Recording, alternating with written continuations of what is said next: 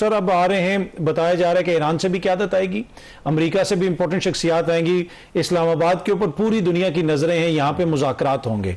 तो इस हवाले से कोई तैयारी वगैरह हो रही है, कोई इंफॉर्मेशन है कि कौन कौन आ रहा है, किस लेवल के ऊपर मुज़ाकरात होंगे? जी बहुत शुक्रिया तरकाज़मी साहब। पहले तो मैं आपके तवज्जुह से इरशाद भट्टी साहब का शुक्रिया अदा करता हूँ और उन्हें अप्रिशिएट करता हूँ कि यही पाकिस्तानियत की अलामत होती है, पाकिस्तानी होने की अलामत होती है कि इस तरह के मौके पर अपने डिफरेंसेस या डिफरेंस ऑफ ओपिनियन, हर किसी का राइट है, उसको आप से पुश डालकर शहबाज शरीफ को नहीं बल्कि वज़ीर-ए-आज़म पाकिस्तान को, आसिम मुनीर साहब को नहीं बल्कि फील्ड मार्शल पाकिस्तान को आप अप्रिशिएट कर रहे हैं और एज अ कौम जो अल्लाह ने हमें इज़्ज़त दी उसका आप एतराफ़ कर रहे हैं। तो भट्टी साहब को भी मैं मुबारकबाद देता हूँ और इसी तरह की सोच को जो है हमें प्रमोट करना चाहिए। लेकिन गुजारिश ये है कि बिल्कुल अब तो ऑफिशियली सारी चीज़ें सामने आ चुकी हैं, जो पाकिस्तान का किरदार और जिस तरीके से पाकिस्तान ने एक मीडिएशन करने की कोशिश की और दोनों फ़रीक़ैन की मेहरबानी की, उन्होंने उस मीडिएशन को पॉजिटिव लिया। अब ये इस मौके पर बताना कि पहली बात तो ये कि मेरे इल्म में नहीं है, क्योंकि ज़ाहिर है अमेरिका ने अभी तक वो चीज़ें शेयर नहीं की, क्योंकि जो स्टीव विटकॉफ हैं और जेडी कृष्णर है उसके ऊपर ज़रा पहले ईरान ने एतराज़ किया था, तो फिर खबरें चली कि मार्को रूबियो और जेडी वेंस आएंगे। हमारे लिए देखिए, हमने तो मेहमान नवाजी करनी है, ईरान से भी जो भी आते हैं और अमेरिका से भी जो भी आते हैं, हमारा मकसद तो ये है कि हम उन्हें एक मेज़ पर बिठाएं और दोनों के दरमियान जो हमने रिफ्ट ख़त्म करने की कोशिश की है इस्लामाबाद में, उन्हें बिठाकर वो रिफ्ट मज़ीद कम हो और जो ख़ित्ते में दायमी अमन है उसकी तरफ हम जा सकें। लेकिन ये ज़रूर है कि जो पाकिस्तान ने सारी एफ़र्ट की और उसके बाद ज़रा पूरी दुनिया ने सुख का सांस लिया, आगे भी हमारी यही कोशिश और ख्वाहिश होगी कि दोनों फ़रीक़ैन ज़रा दोनों एक अपनी अपनी इंतहा पर खड़े हुए हैं। अमेरिका एक अपनी इंतहा पर है, ज़रा no doubt is a super power. Iran अपनी एक इंतहा पर है, यानी नज़रियाती इंतहा, और ईरान ने 40 दिन या 39 दिन रजिस्ट करके साबित भी किया। तो हम कोशिश ये करेंगे कि कोई ऐसा हल निकले जिससे दोनों फ़रीक़ैन के लिए विन विन पोजीशन हो।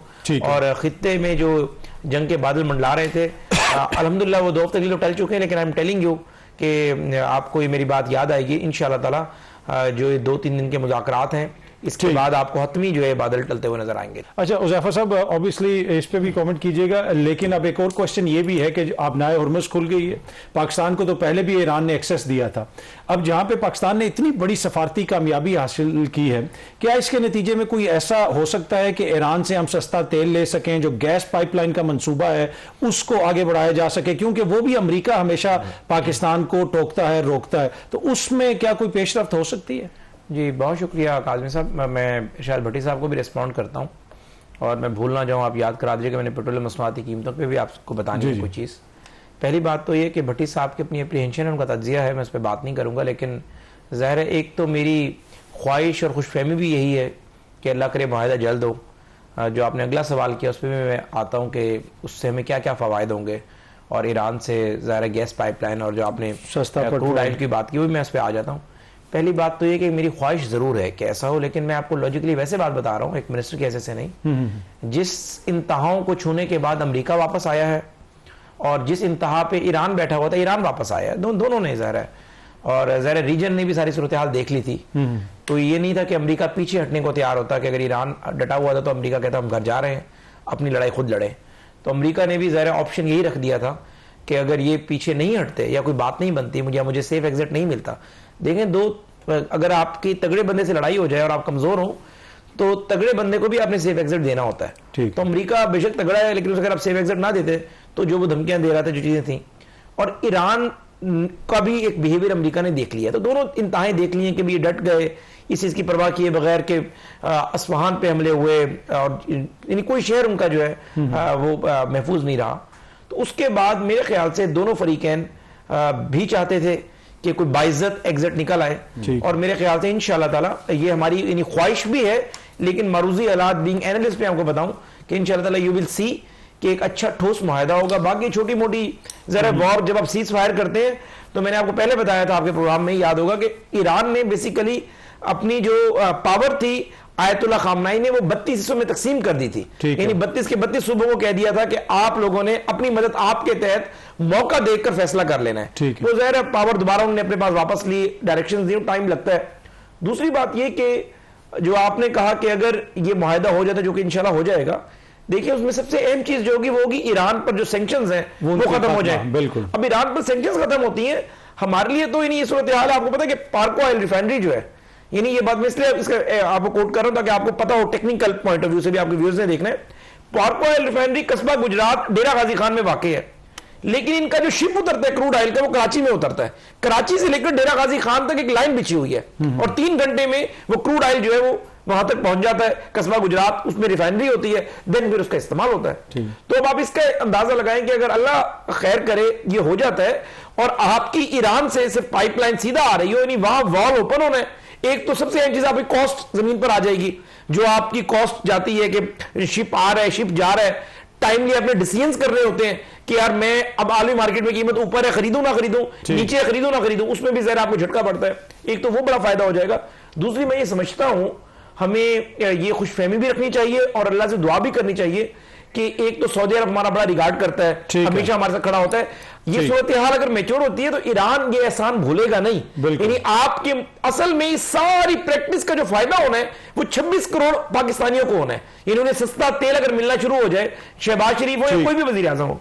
और दूसरी बात यह कि मैंने आपसे और कोई बात भी नहीं, यही था क्वेश्चन, आपने उसको बड़ा जबरदस्त तरीके से उसको आंसर कर दिया। साहब मैं जरा आपसे शुरू कर लेता हूं, क्योंकि हुकूमत ने जलसे की इजाजत तो नहीं दी, लेकिन अब पाकिस्तान तहरीक इंसाफ ने भी जलसा मौखर कर दिया है। कुछ हुकूमती जो शख्सियात है उन्होंने जाके PTI से मुलाकात वगैरह भी की, तो कैसे देखते हैं आप इस फैसले को? जी बहुत शुक्रिया था काजमी साहब। मैं आपको पता है कि उन लोगों में हूँ जो कि मैं समझता हूं कि सियासी जमातों को किसी आप जबर से खत्म नहीं कर सकते। सियासी जमातें खुद ही खत्म होती हैं। जैसे नून लीग के बारे में कहा जाता है कि उनकी पॉपुलैरिटी कम हो गई है। जी नहीं, उसमें मैं आ जाता हूं, लेकिन बात यह है कि बेसिकली सियासी जमातें खत्म होती हैं अपने ब्लंडर्स के बाद।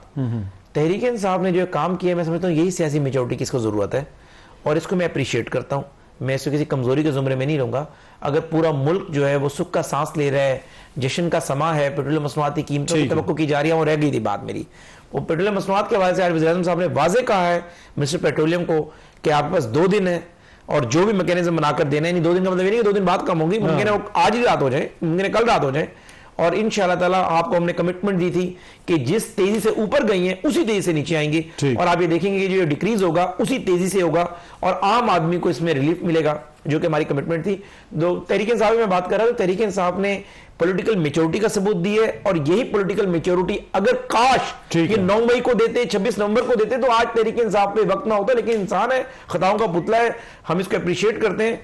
और जिस तरह का मुल्क के हालात हैं, यही मुतकाजी है कि हम सब एक पेज पर हों और ज़ाहिर है कई हेड ऑफ स्टेट्स जो है इसको अप्रिशिएट कर रहे हैं। फॉरेन डेलीगेट्स इस मुल्क में आ रहे हैं आज और कल और परसों के इस्लामाबाद में छुट्टी का ऐलान भी कर दिया।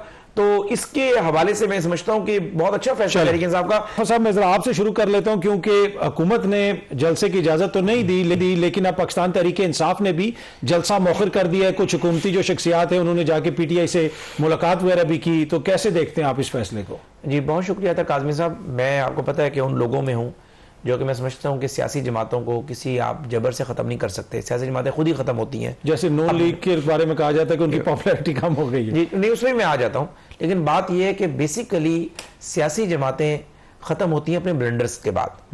तहरीक इंसाफ ने जो काम किया, मैं समझता हूँ यही सियासी मेजोरिटी की इसको जरूरत है और इसको मैं अप्रिशिएट करता हूँ। मैं इसको किसी कमजोरी के जुमरे में नहीं रहूंगा। अगर पूरा मुल्क जो है वो सुख का सांस ले रहा है, जश्न का समा है, पेट्रोलियम मसनूआत की कीमतों की तवक्को की जा रही है, वो रह गई थी बात मेरी। वो पेट्रोलियम मसनूआत के हवाले से आज वज़ीर-ए-आज़म साहब ने वाज़े कहा है मिनिस्टर पेट्रोलियम को कि आपके पास 2 दिन है और जो भी मैकेनिज्म बनाकर देना है। नहीं 2 दिन का मतलब ये नहीं कि 2 दिन बाद कम होंगी, मुमकिन है आज ही रात हो जाए, मुमकिन है कल रात हो जाए। और इंशाअल्लाह ताला आपको हमने कमिटमेंट दी थी कि जिस तेजी से ऊपर गई हैं उसी तेजी से नीचे आएंगे और आप ये देखेंगे कि जो डिक्रीज होगा उसी तेजी से होगा और आम आदमी को इसमें रिलीफ मिलेगा, जो कि हमारी कमिटमेंट थी। तहरीक इंसाफ में बात कर रहा था, तहरीक इंसाफ ने पॉलिटिकल मेच्योरिटी का सबूत दी है और यही पॉलिटिकल मेच्योरिटी अगर काश ये 9 मई को देते, 26 नवंबर को देते तो आज तहरीक इंसाफ पे वक्त ना होता। लेकिन इंसान है, खताओं का पुतला है, हम इसको अप्रिशिएट करते हैं। और जिस तरह का मुल्क के हालात हैं, यही मुतकाजी है कि हम सब एक पेज पर हों और ज़ाहिर है कई हेड ऑफ स्टेट्स जो है इसको अप्रिशिएट कर रहे हैं। फॉरेन डेलीगेट्स इस मुल्क में आ रहे हैं आज और कल और परसों के इस्लामाबाद में छुट्टी का ऐलान भी कर दिया। तो इसके हवाले से मैं समझता हूं कि बहुत अच्छा फैसला तहरीक इंसाफ का।